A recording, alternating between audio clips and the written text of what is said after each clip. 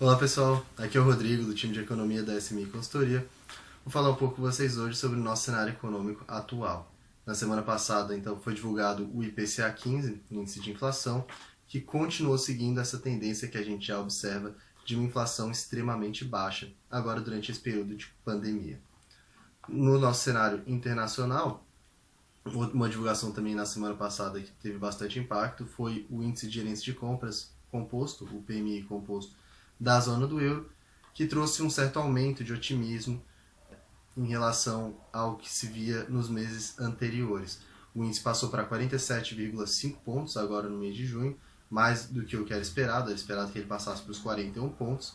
E em comparação com o mês anterior, no mês de maio, houve então realmente um aumento muito grande de otimismo em relação aos empresários. No mês de maio, o índice estava em 31,9 pontos. Vale lembrar que o índice de gerência de compras ele mostra as expectativas em relação à expansão ou retração da atividade. O índice abaixo de 50 pontos, como foi observado, continua demonstrando uma retração. No entanto, o que é positivo é que a retração esperada já é menor do que a que era esperada nos meses anteriores, indicando então uma certa melhora de perspectiva em relação ao cenário lá na zona do euro. Por outro lado, o aumento de número de casos de Covid-19 na Alemanha e no Japão, além de alguns estados dos Estados Unidos, contribuíram para uma expectativa um pouco pior em relação à retomada.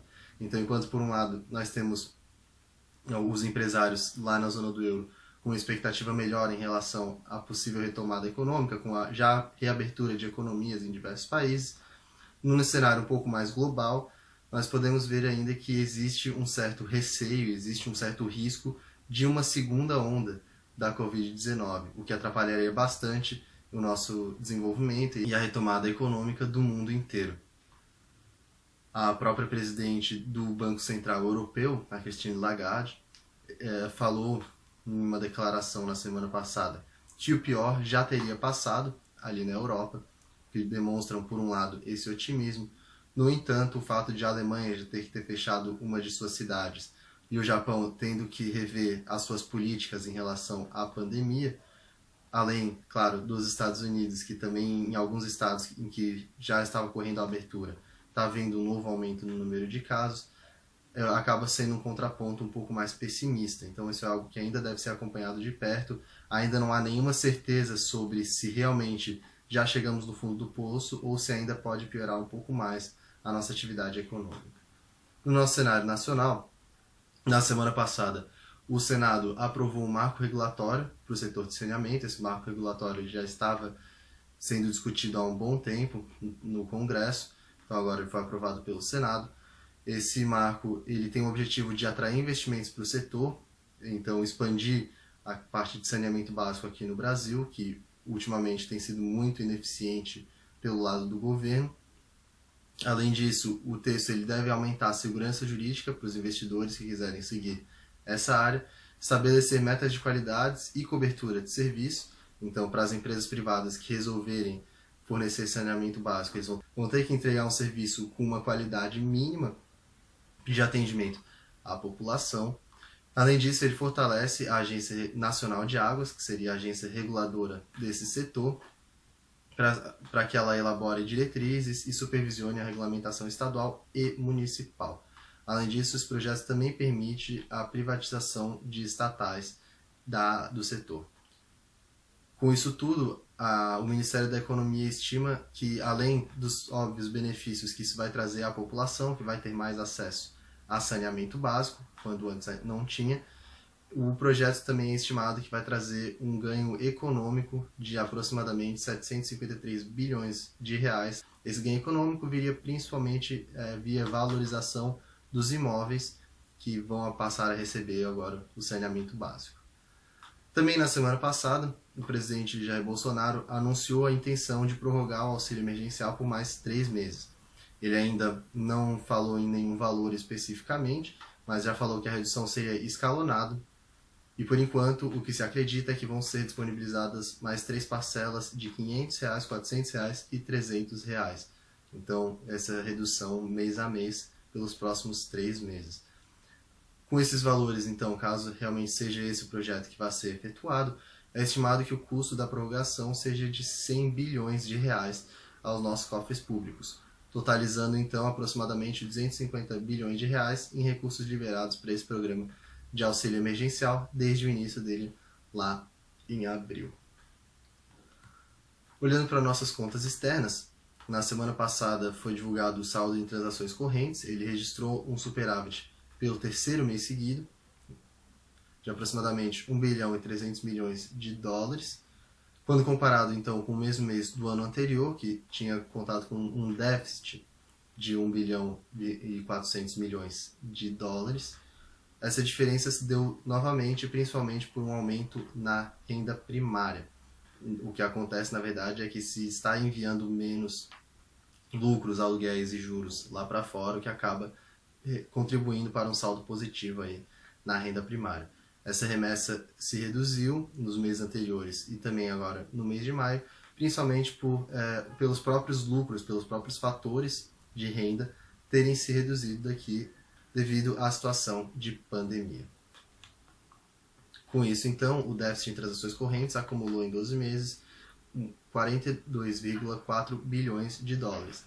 Esse saldo ele continua sendo coberto pelo investimento direto no país, que registrou ingresso de 2,6 bilhões de dólares agora no mês de maio e acumulou a entrada de 67,5 bilhões de dólares em 12 meses.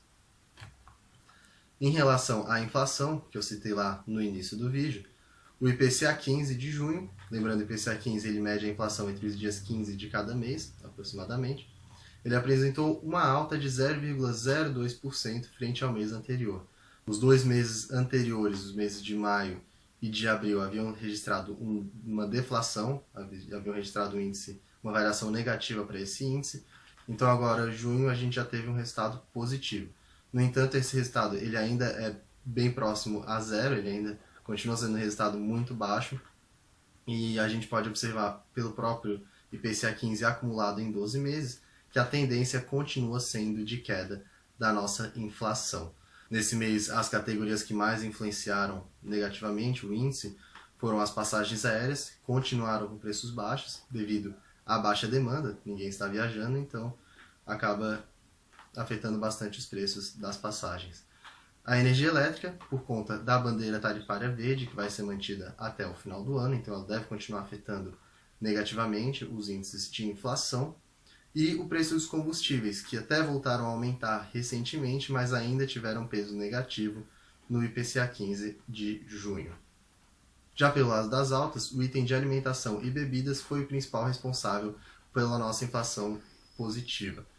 O principal fator de aumento foi a alimentação em domicílio, por fatores que já são mais ou menos esperados pelo mercado, afinal, mais pessoas em casa vão se alimentar mais em domicílio. E além disso, a alimentação é um dos poucos itens que tem um consumo quase que inelástico, porque as pessoas elas têm que continuar comendo. Se elas tiverem uma perda de renda, elas vão deixar de gastar com outras coisas, mas não com comida. Afinal, a comida é totalmente necessária para a nossa subsistência. Então, com isso, o nosso IPCA 15 está acumulando uma alta de 1,92% em 12 meses, resultado que continua abaixo do piso da meta de inflação para esse ano, que é de 2,5%. Falando em metas de inflação, inclusive, na semana passada o Conselho Monetário Nacional definiu a meta de inflação para 2023. Eles já vinham com essa intenção de uma redução de meta, esse projeto já vem de alguns anos para trás, então esse ano a nossa meta ficou em 4%, no ano passado ela estava em 4,25%, e a tendência é uma queda a cada ano dessa meta até que ela se estabilize em um patamar abaixo do que a gente vinha observando nos anos anteriores. Com isso, então, os limites para os próximos anos ficaram desse jeito. Em 2020, a meta ficou determinada em 4%, as bandas de variação são sempre de 1,5 ponto percentual, então, no nosso caso, a variação seria entre 2,5 na banda inferior e 5,5 na banda superior. Para 2021, a meta passa a ser de 3,75, com o piso em 2,25% e o limite superior, o teto, em 5,25%. Em 2022, então, a meta passa a ser de 3,5%, com o limite inferior de 2% e o limite superior de 5%. E 2023, então, como foi definido na semana passada, a meta vai passar a ser de 3,25%. O nosso limite inferior, então, vai passar para 1,75% e o limite superior vai passar para 4,75%.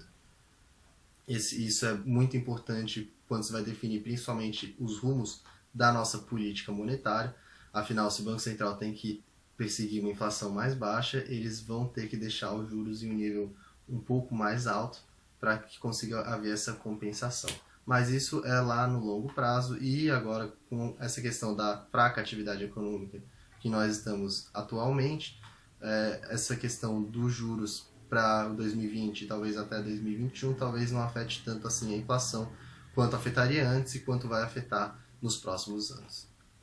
No nosso calendário semanal, então, o que podemos esperar? Na semana aqui para o Brasil vai ser carregada de indicadores, então os grandes destaques vão ser a taxa de desemprego, resultado primário do governo e a produção industrial. Atenção também para o depoimento do Queiroz, que pode trazer alguns pontos que afetem aí a situação política em relação ao presidente. No nosso calendário semanal internacional, o destaque vai ficar para os dados sobre o emprego nos Estados Unidos.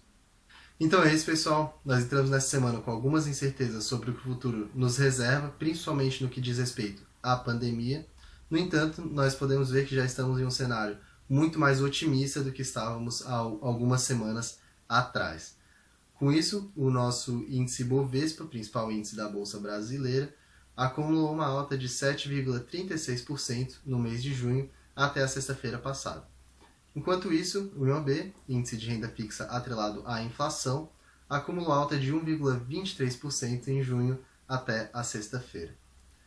Caso vocês tenham alguma dúvida, alguma sugestão, por favor, entre em contato com a nossa equipe, nós estamos sempre à disposição. Desejo uma ótima semana a todos e até a próxima.